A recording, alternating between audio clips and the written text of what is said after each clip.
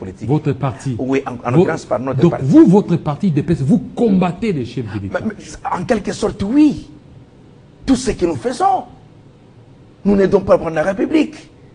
Et si on aidait vraiment le président de la République, même en matière de casting, on allait l'aider. Mais si même dans le cas de casting, on ne l'aide pas, c'est-à-dire on est dans de les combattre.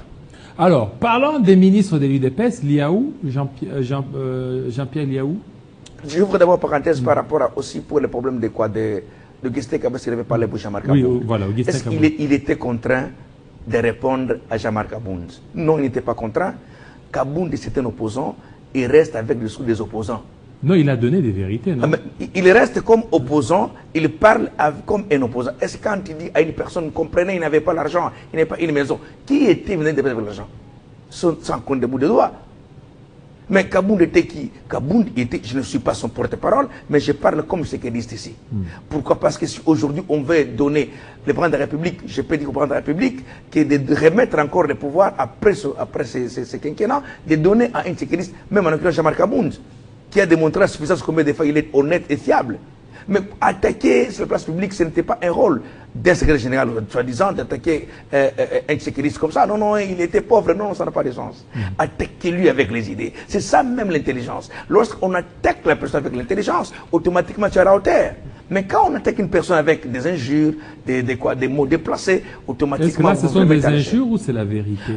Non. Il dit qu'il y a un émissaire qui a été envoyé pour aller demander pardon au chef de l'État. C'est une vérité. Mais c'est là on se moque par la République. Le président de la République n'est pas un ami de quiconque. Comment dire le président de la République on avait envoyé... Comment on peut citer un chef de l'État dans des histoires pareilles? Comme si c'est lui qui manipulait la justice. Comment? C'est comme si le chef de l'État a ses prisonniers politiques en prison. Maintenant, pour sortir, il faut demander pardon auprès de lui. Regardez au niveau comment on remet les DPS à un niveau de Niota, de refus de Niota. Donc, le président de la République a ses prisonniers où pour sortir, il faut aller demander pardon auprès de lui. Et automatiquement, on remet en cause les combats des thèses parlementaires, de la justice d'abord élève une nation. Donc, il y a des choses qu'on ne peut pas dire à la place publique pour un homme d'État. Non. Même si cela était authentique, est-ce qu'il fallait dire à la place publique? On serait là-dessus. Alors maintenant, parlant des ministres au sein du gouvernement, Jean-Pierre Liaou, oui, de l'UDPS, insatisfait? Bon, moi je disais oui à lui, mais les agents de la fonction publique m'appellent souvent, non, tu ne connais pas la réalité. Le monsieur n'est pas à la hauteur. Jean-Pierre Liaou? Oui.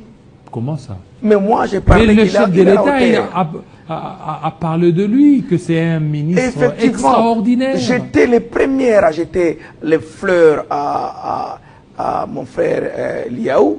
Mais en quittant, chaque fois que je passe sur le plateau, quand je sors, c'est plusieurs appels qui m'appellent pour dire non, non, non, non, il ne faut jamais défendre ce monsieur.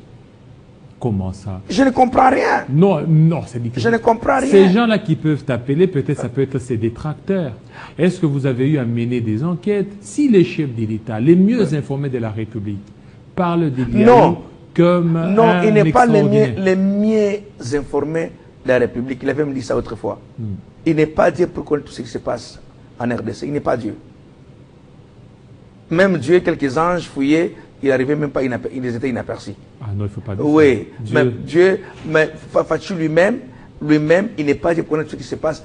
Même, oui, mais quand lui a parlé de Liaou comme un ministre extraordinaire, c'est que il a eu des résultats montrant qu'il est un ministre. Mais lorsqu'il avait dit que Nicolas Kazari était un véritable ministre, mais la base avait dit non, c'est un voleur, non? Lorsque la base avait dit qu'Amer était voleur, mais lui avait dit que c'était un homme correct, non? Paradoxe. Alors, pour Liaou?